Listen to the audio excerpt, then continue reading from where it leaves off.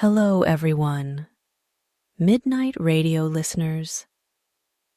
Tonight, we are going to tell you Christmas stories. If you are in your warm bed, we wish you a pleasant listening.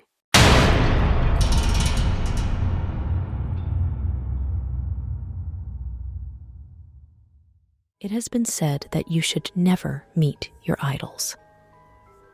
It was the Christmas of 2005 that I came face to face with mine. Someone the majority of people don't believe in, after a certain age, of course.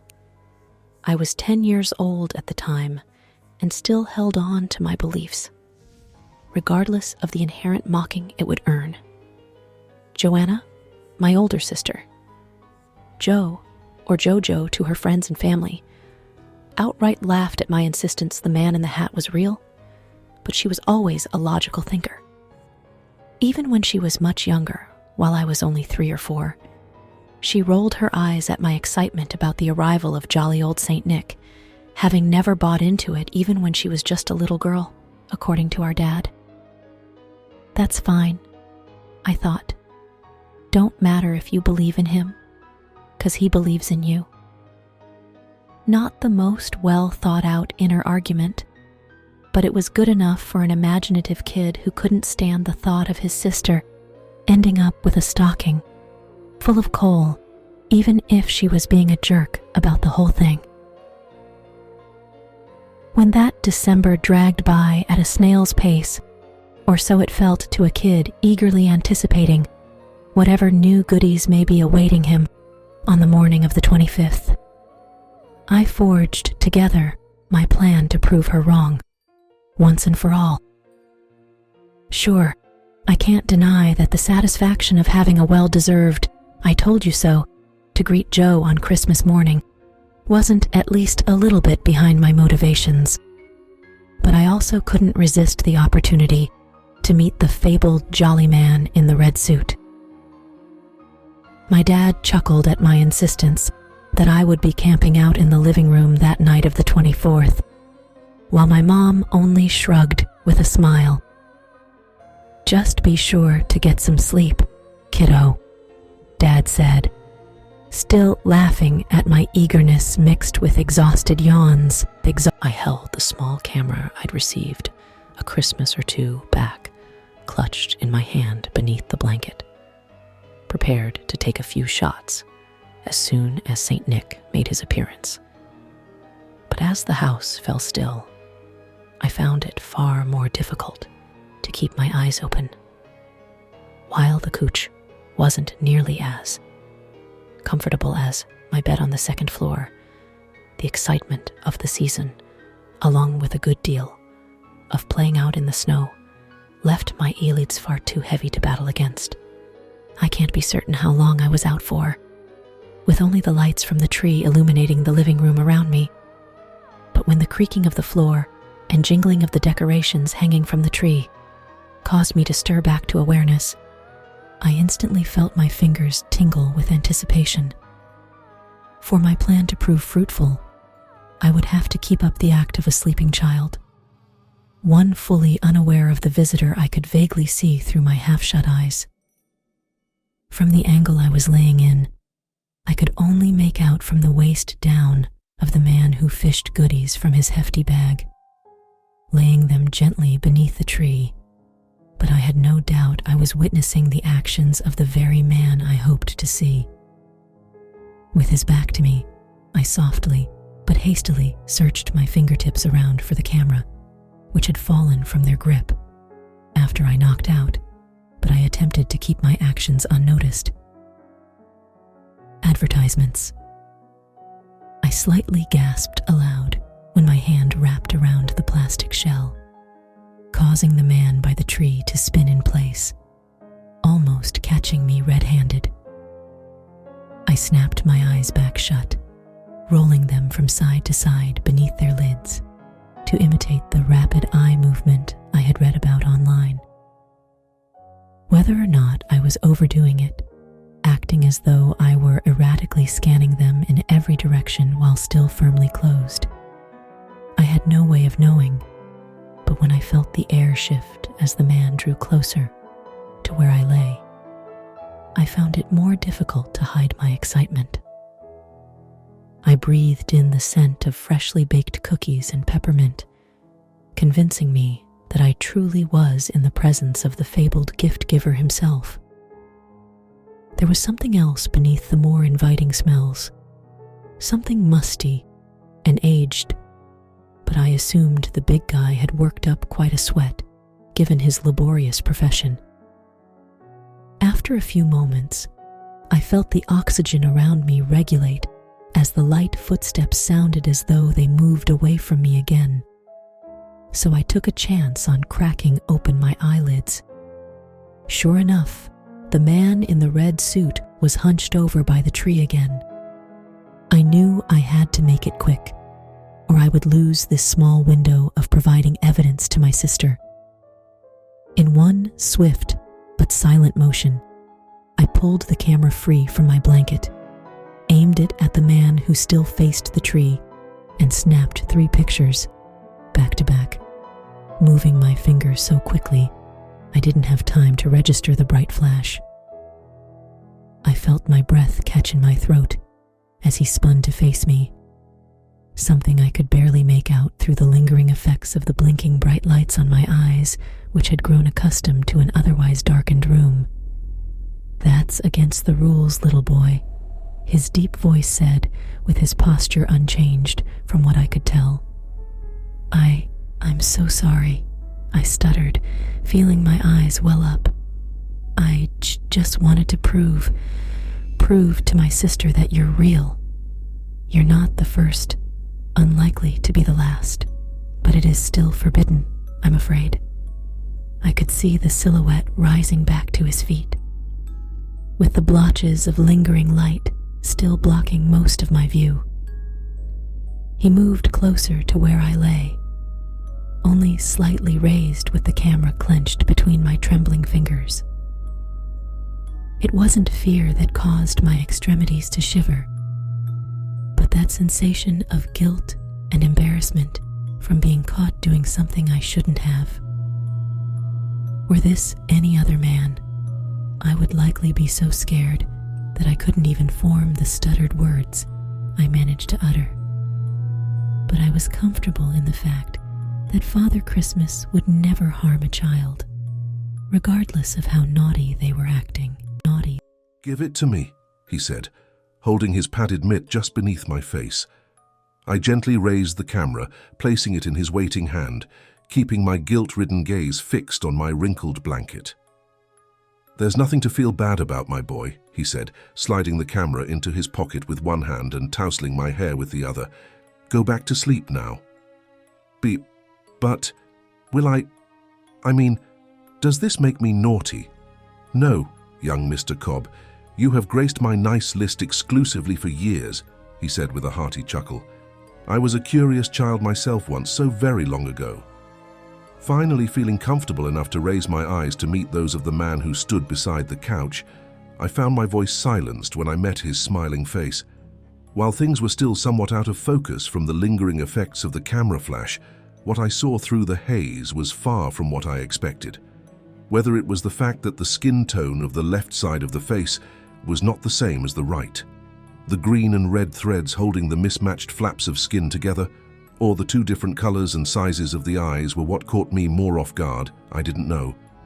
Whatever aspect of this crudely priced together thing, for lack of a better term, I was certain that this could not truly be who I had expected a visit from this snowy Christmas morning. As my jaw fell open, a scream caught in my throat as the creature in the red suit swiftly and firmly placed a hand over my mouth. Now," he said, smiling so widely that a few stitches popped where his mouth was hemmed on the left side. "There's no sense in allowing your curiosity to wake everyone else in the house." I was frozen when the sight of this patchwork man caused my guilt to be replaced with a fear I had never known. My whole body trembled as the one green and one hazel eye glared into mine. Tears were streaming down my face and over the padded glove that rested over my mouth while my mind fought to wrap around what I was looking at. "There's nothing to fear, my boy," he said, winking the brown eye. his words now accompanied by a whistle through the gap on the side of his mouth.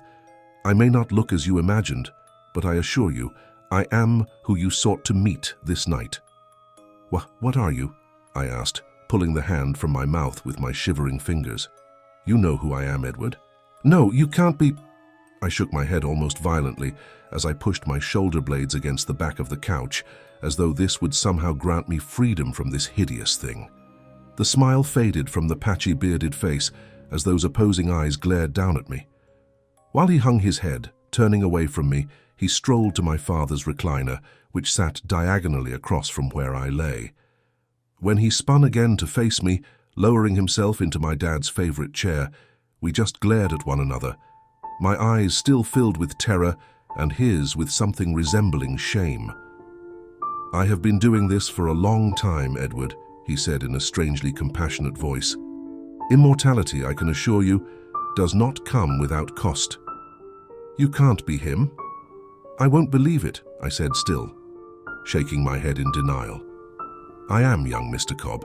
I am so sorry that I am not what you expected, but I assure you there is no need to be afraid. I would never hurt a child." Not even the naughty ones? Not when they're still young enough to change anyway. Even if they're really bad? No, not ever. Never a child. Not if I can help it. Besides, that's what the train is for." The train. Nothing to concern yourself with, my boy. I can promise you that much." Again, we gazed at one another for so long that my eyes began to burn from my refusal to blink. Not only was I still so horrified by what sat across from me, but I dreaded to think what he might have done if I took my eyes off him for a second.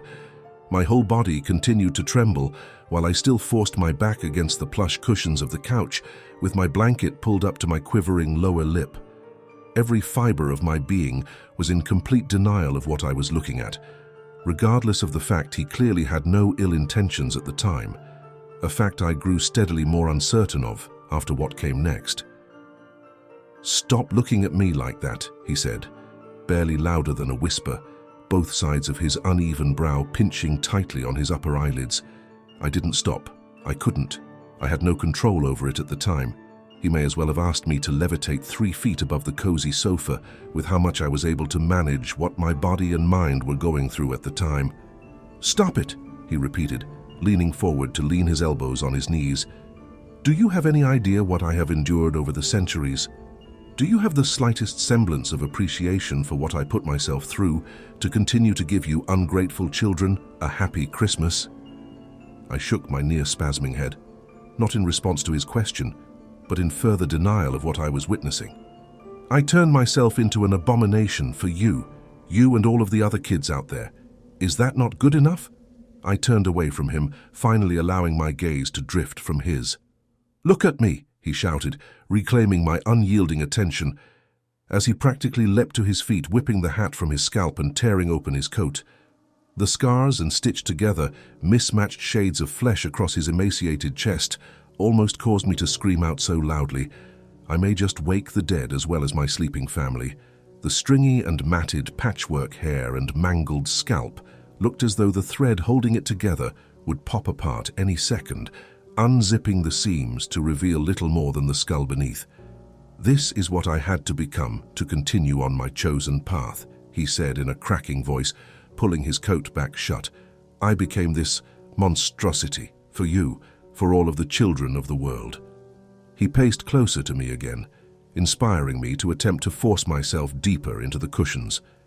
As he crouched down to look directly into my eyes, my tears let loose, transforming from the trickling stream to a veritable hurricane. "Stop!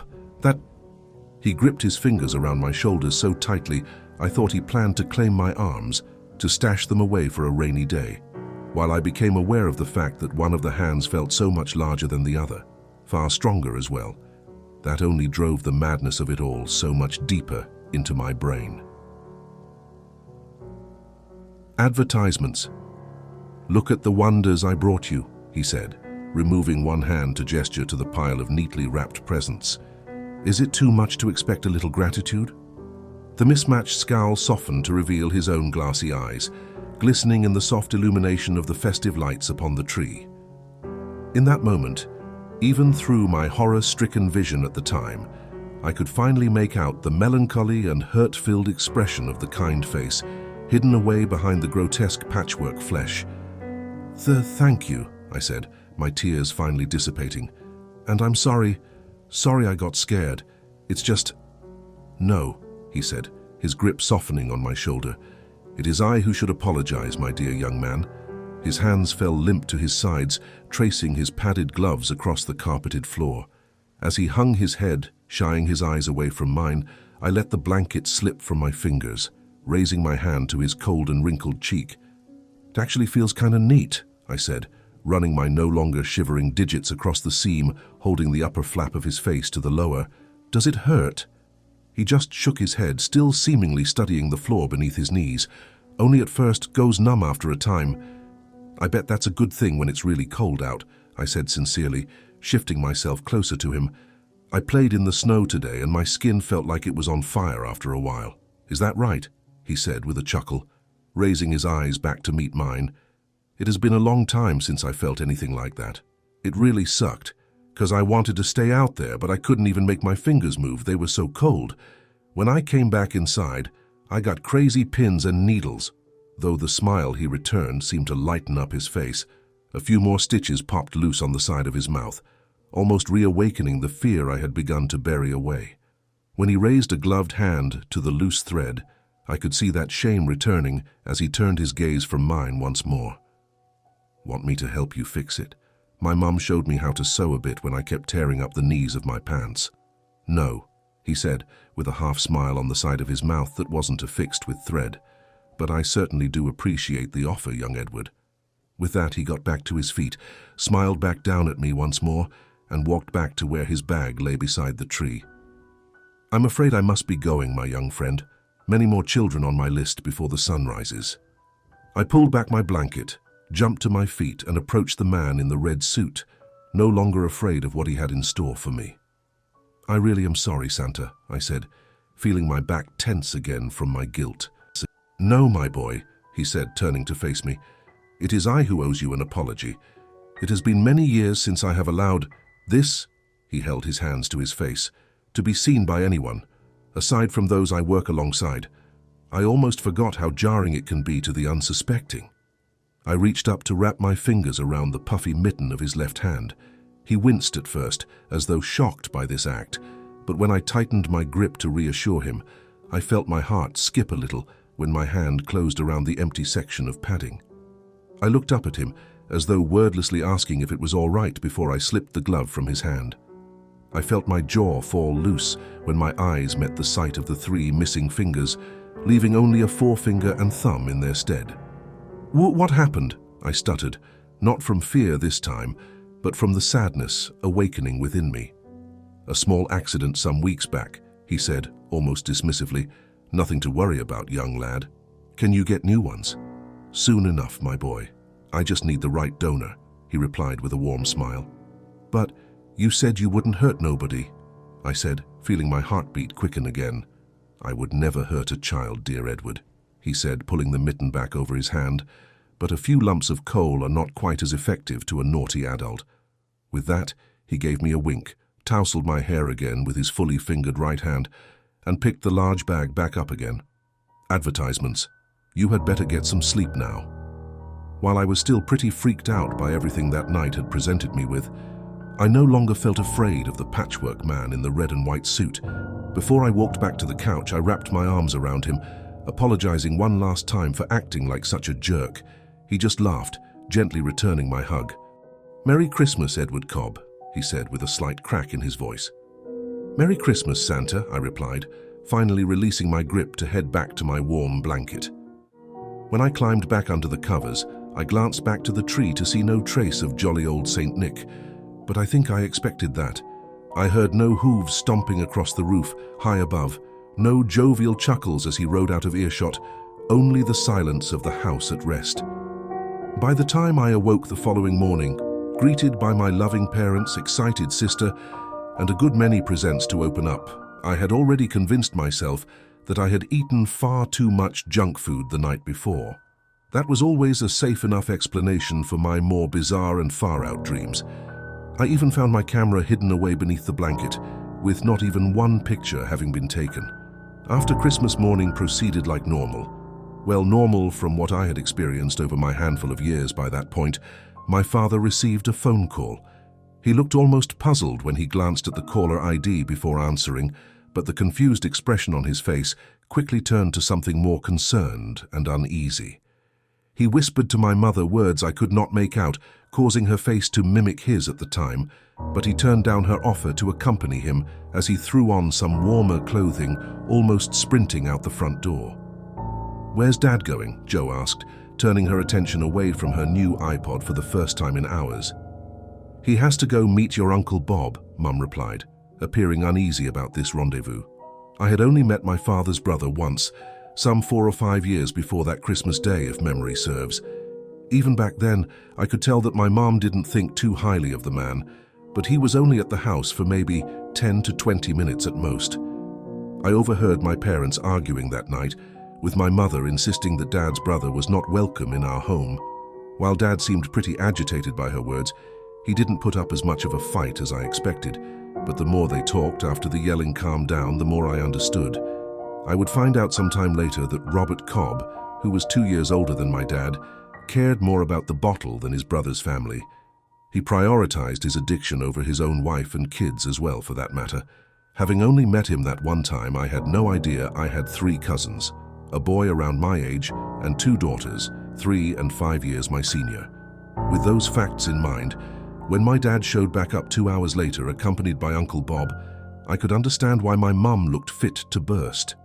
As my father looked back at her with his eyes quivering with burgeoning tears, she looked completely lost for words when Robert threw his arms around her, apologizing for being such a terrible brother-in-law.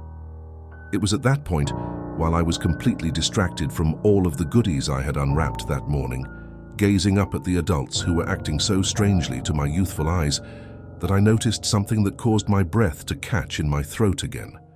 Some minutes later, Bob would explain the bandages wrapped around his left hand, how he had awakened that morning with a wide red ribbon where the gauze now sat, being still hungover from the binge drinking of the previous night, the same way he had ended just about every day since his wife left him, taking their children with her.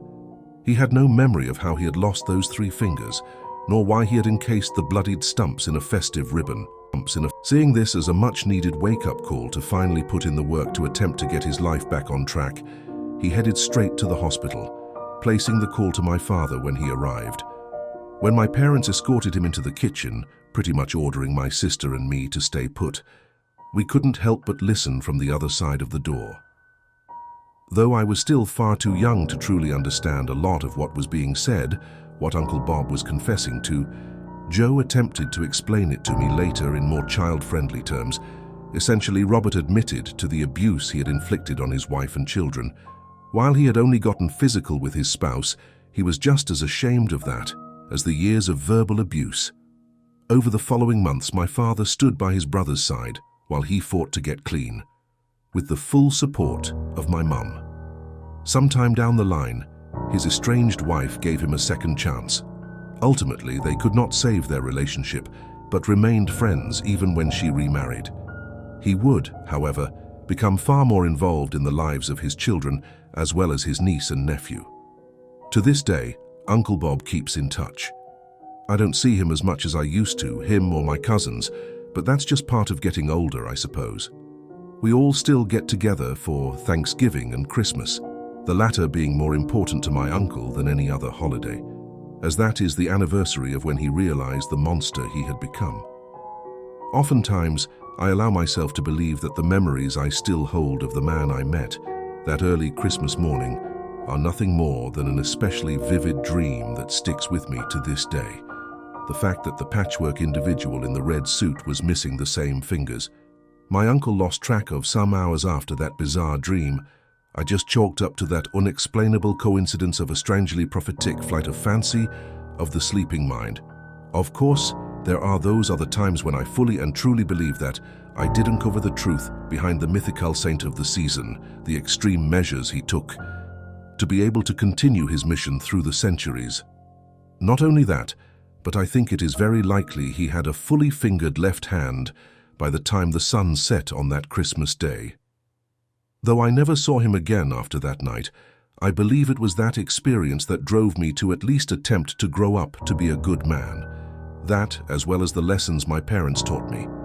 Yes, there have been hard times that almost inspired me to stray from that path, as life does tend to toss a few curveballs at even the most prepared for the worst. But I have always been able to find my way back.